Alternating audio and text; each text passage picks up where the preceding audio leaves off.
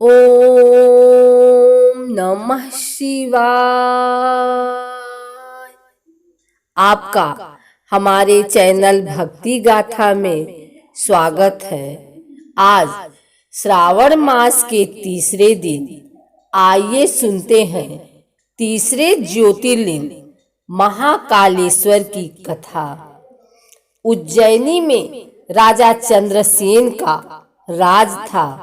वह भगवान शिव का परम भक्त था। शिवगढ़ों में मुख्य मणिभद्र नामक गढ़ उसका मित्र था। एक बार मणिभद्र ने राजा चंद्रसेन को एक अत्यंत तेजोमय चिंतामणि प्रदान की। चंद्रसेन ने इसे गले में धारण किया तो उसका प्रभामंडल तो जगमगा ही उठा। साथ ही दूरस्थ देशों में उसकी यश कीर्ति बढ़ने लगी। उस मणि को प्राप्त करने के लिए दूसरे राजाओं ने प्रयास आरंभ कर दिए।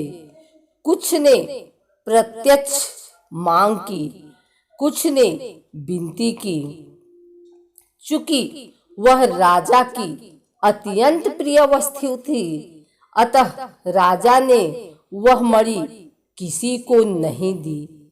अंततः उन मणि पर आकांक्षी राजाओं ने आक्रमण कर दिया।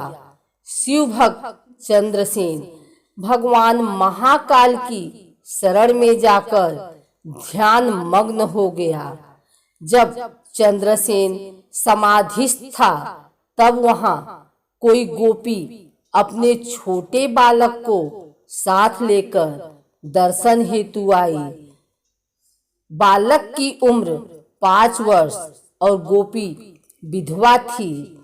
राजा चंद्रसेन को ध्यान मग्न देखकर बालक भी शिव की पूजा हेतु प्रेरित हुआ।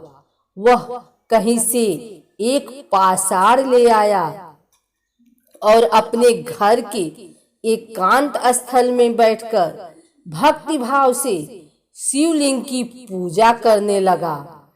कुछ देर पश्चात उसकी माता ने भोजन के लिए उसे बुलाया, किंतु वह नहीं आया। फिर बुलाया, वह फिर नहीं आया। माता स्वयं बुलाने आई तो उसने देखा बालक ध्यान मग्न बैठा है और उसकी आवाज सुन नहीं रहा है। तब क्रुद्ध हो माता ने उस बालक को पीटना शुरू कर दिया और समस्त पूजन सामग्री उठाकर फेंक दी। ध्यान से मुक्त होकर बालक चेतना में आया तो उसे अपनी पूजा को नष्ट देखकर बहुत दुख हुआ। अचानक उसकी व्यथा की गहराई से चमत्कार हुआ। भगवान शिव की कृपा से वहां एक सुंदर मंदिर निर्मित हो गया। मंदिर के मध्य में दिव्य शिवलिंग विराजमान था एवं बालक द्वारा सज्जित पूजा यथावत थी। उसकी माता की तंद्रा भंग हुई तो वह भी आश्चर्यचकित हो गई। राजा चंद्रसेन को जब शिव जी की अनन्य कृपा से घटित इस घटना की जानकारी मिली तो वह भी उस शिव भक्त बालक से मिलने पहुंचा। अन्य राजा जो मणि हेतु युद्ध पर उतारू थे, वे भी पहुंचे। सभी ने राजा चंद्रसेन से अपने अपराध की क्षमा मांगी और सब मिलकर भगवान महाकाल का पूजन अर्चन करने लगे। तभी वहां राम भक्त श्री हनुमान जी अवतरित हुए और उन्होंने गोप बालक को गोद में बैठाकर सभी राजाओं और उपस्थित जन समुदाय को संबोधित किया। शिव के अतिरिक्त प्राणियों की कोई गति नहीं है। इस गोप बालक ने अन्यत्र शिव पूजा को मात्र देखकर ही, बिना किसी मंत्र अथवा विधि विधान के शिव आराधना कर शिवत्व सर्वविध मंगल को प्राप्त किया है। यह शिव का परम श्रेष्ठ भक्त समस्त गोपजनों की कीर्ति बढ़ाने वाला है। इस लोक में यह अखिल अनंत सुखों को प्राप्त करेगा। वह मृत्योपरांत मोक्ष को प्राप्त होगा। इसी के वंश का 8वां पुरुष महायशस्वी नंद होगा, जिसके पुत्र के रूप में स्वयं नारायण कृष्ण नाम से प्रतिष्ठित होंगे। कहा जाता है भगवान महाकाल तब ही से उज्जैनी में स्वयं विराजमान हैं। हमारे प्राचीन ग्रंथों में महाकाल की असीम महिमा का वर्णन मिलता है। महाकाल साक्षात राजाधिराज देवता माने गए हैं। महाशिवरात्रि के दिन समूचा शहर शिवमय हो जाता है। चारों ओर बस शिव जी का ही गुंजन सुनाई देता है। सारा शहर बाराती बन शिव विवाह में शामिल होता है।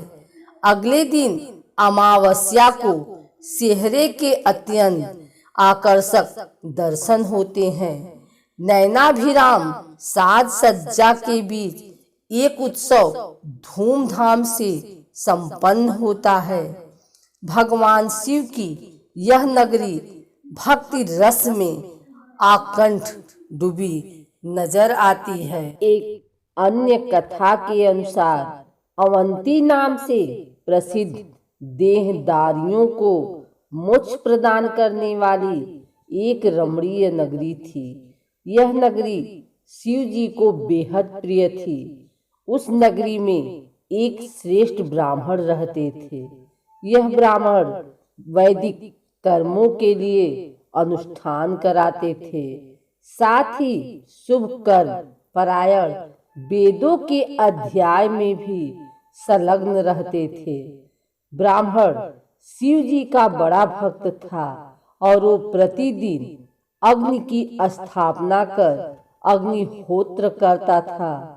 यही नहीं, वह हर रोज पार्थिव शिवलिंग बनाकर उसकी आराधना करता था। इस ब्राह्मण का नाम वेद प्रिय था। वह हमेशा ज्ञान अर्जन करने में लगा रहता और यही कारण है कि उस ब्राह्मण को उसके कर्मों का पूरा फल प्राप्त हुआ।